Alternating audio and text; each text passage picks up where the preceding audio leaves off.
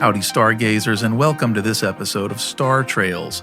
I'm Drew, and I'll be your guide to the night sky for the week starting March the 2nd through the 8th. This week, Mercury makes its presence known on the western horizon.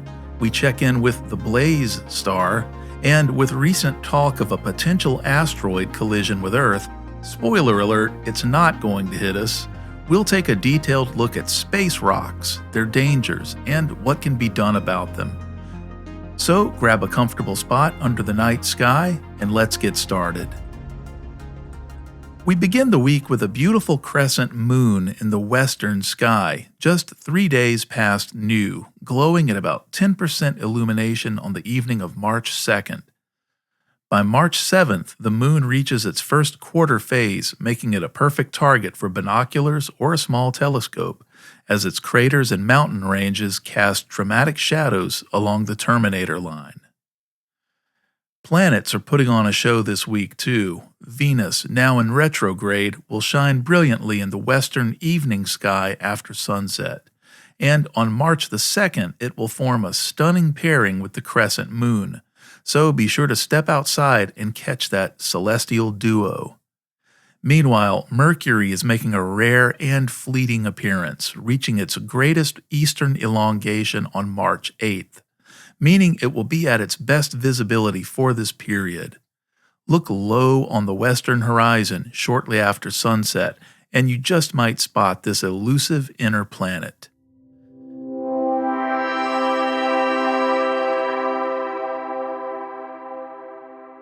We still have our eyes on T Coronae Borealis, a star system that could erupt into a rare nova at any moment. This binary star, located in the constellation Coronae Borealis, goes nova roughly once every 80 years, meaning it might become visible to the naked eye for the first time since 1946. Known as the Blaze star, T Coronae Borealis is expected to brighten from a dim magnitude of 10, which isn't visible to the naked eye, to magnitude 2, which is as bright as Polaris.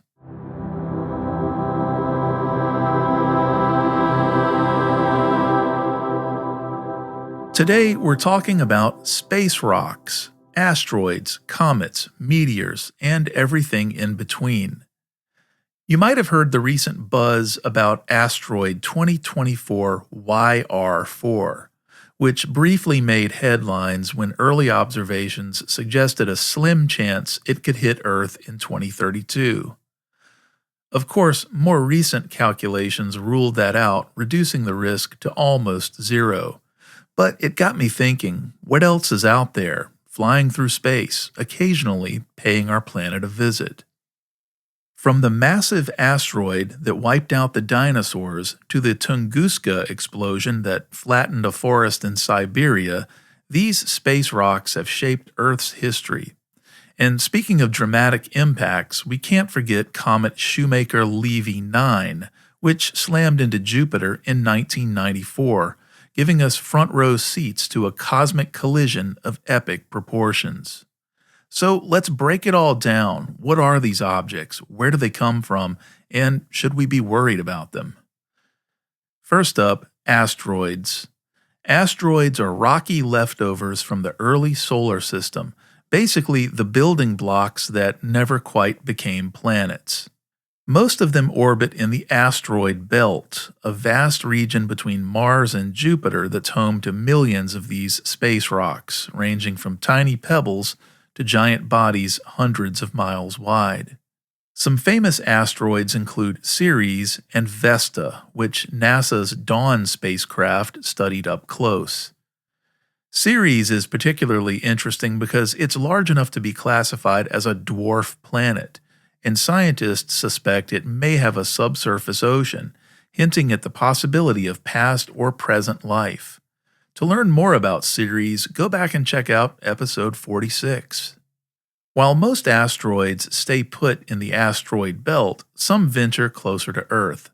These are called near-Earth objects, or NEOs. This includes asteroids like Apophis, which once sparked fears of a collision in 2029, though we now know it will safely pass by. That brings us back to 2024 YR4.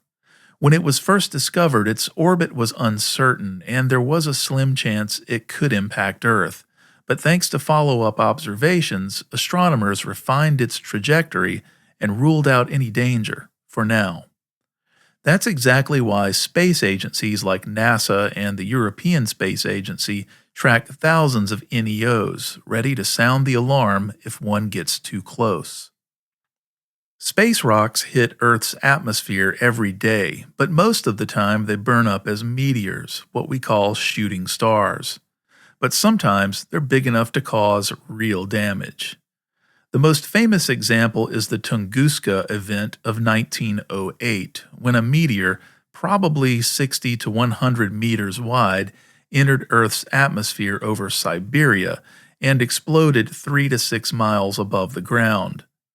The blast flattened 800 square miles of forest with an energy release similar to a nuclear bomb. For years, this event was a mystery. No impact crater was ever found because the object exploded in midair, a phenomenon called an airburst. If this had happened over a major city, the destruction would have been unimaginable.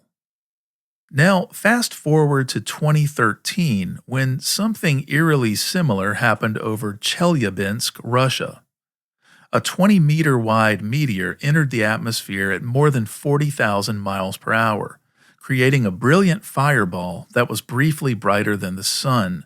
Almost 30 kilometers above the city, it exploded with the force of 30 atomic bombs, shattering windows and damaging buildings across 6 Russian cities. Unlike Tunguska, this event was caught on thousands of dash cams, giving us an unprecedented look at a real-life meteor explosion. The shock wave injured 1,500 people, mostly from shattered glass, serving as a stark reminder that even small space rocks can pack a serious punch. The most infamous asteroid impact in history that we know of was the one that made the dinosaurs extinct. 66 million years ago, an asteroid roughly 6 miles wide slammed into what is now the Yucatan Peninsula in Mexico. The impact created a crater, an enormous scar over 90 miles across. The explosion released as much energy as 10 billion Hiroshima bombs. It triggered tsunamis, wildfires, and a global dust cloud that blocked out the sun, causing temperatures to plummet. In the aftermath, nearly 75% of all life on Earth, including the dinosaurs, went extinct. This single event reshaped evolution, clearing the way for mammals and eventually us to take over. And here's the wild part. Impacts of this magnitude aren't just ancient history. They could happen again. Scientists estimate that asteroids large enough to cause global devastation hit Earth every few million years. Through the years, NASA has studied ways to alter the course of asteroids. The most successful test of this has been the DART mission. DART stands for Double Asteroid Redirection Test, and in 2022, it became the first ever attempt to intentionally alter the trajectory of an asteroid. The target was a small asteroid called Dimorphos, which orbits a larger asteroid named Didymos. Neither of these were a threat to Earth, but they made the perfect test case for an asteroid deflection experiment. NASA launched the DART spacecraft, a small probe about the size of a refrigerator, and sent it crashing into Dimorphos at more than 14,000 miles per hour. The idea was simple. If we could hit the asteroid hard enough, we could change its orbit, just slightly. And it worked. Before impact, Dimorphos took 11 hours and 55 minutes to orbit Didymos. After the collision, that orbit shortened by 32 minutes, a much bigger change than scientists expected. So how do we actually move an asteroid? It comes down to momentum transfer, essentially a cosmic game of billiards. When DART hit Dimorphos, it transferred its momentum into the asteroid, But that's not all. What really made a difference was the ejecta. The impact sent thousands of tons of rock and dust flying off into space, creating a kind of recoil effect that amplified the push on the asteroid. This was a huge breakthrough because it proved that if we ever find a real asteroid on a collision course with Earth, we might be able to nudge it away, given enough time. DART was just the beginning. Future missions like ESA's Hera probe will return to Dimorphos in 2026 to study the aftermath and help us redefine asteroid deflection techniques. Another way to potentially move an asteroid is using a so-called gravity tractor. This sounds like science fiction, a Star Wars tractor beam, maybe, but it's actually based on the physics of gravity and how the mass of two objects affect one another. Instead of slamming an asteroid at high speed, a gravity tractor spacecraft would hover near the asteroid and slowly pull it off course. Here's how that works. We send a heavy spacecraft to a threatening asteroid, big enough that its gravitational pull can have an effect. The spacecraft parks near the asteroid, but instead of touching it, it hovers at a close distance. Even though the spacecraft is small compared to the asteroid, it still has mass, and its gravitational pull subtly tugs on the asteroid over time.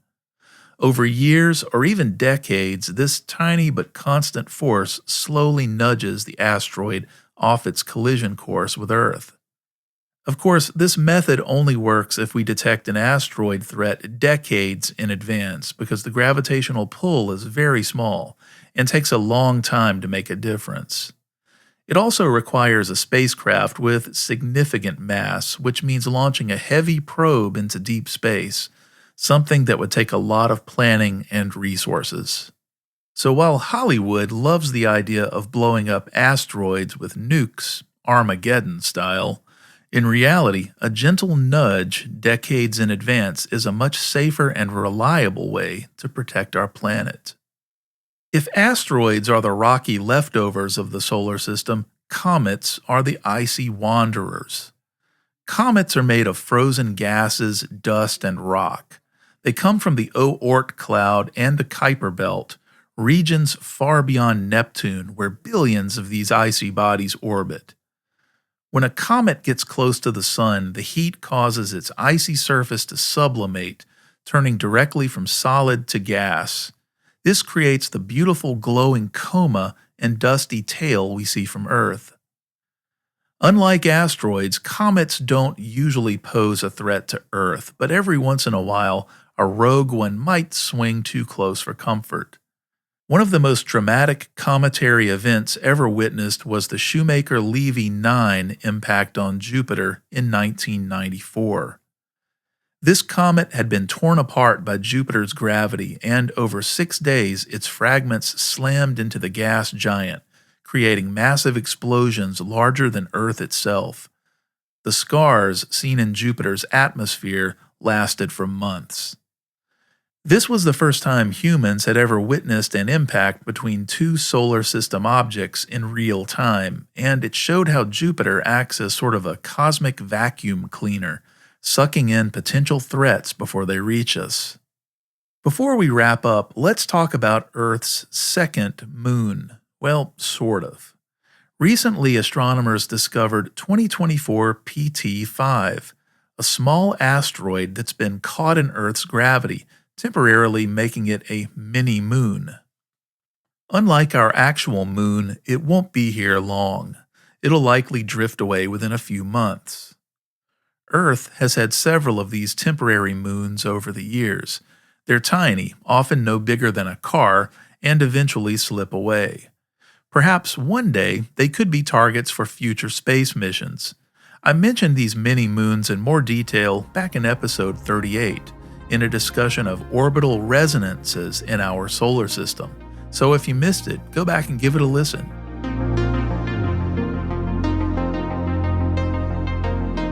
If you found this episode helpful, let me know and feel free to send in your questions and observations. The easiest way to do that is by visiting our website, startrails.show. This is also a great way to share the show with friends. Until next time, keep looking up and exploring the night sky. Clear skies, everyone.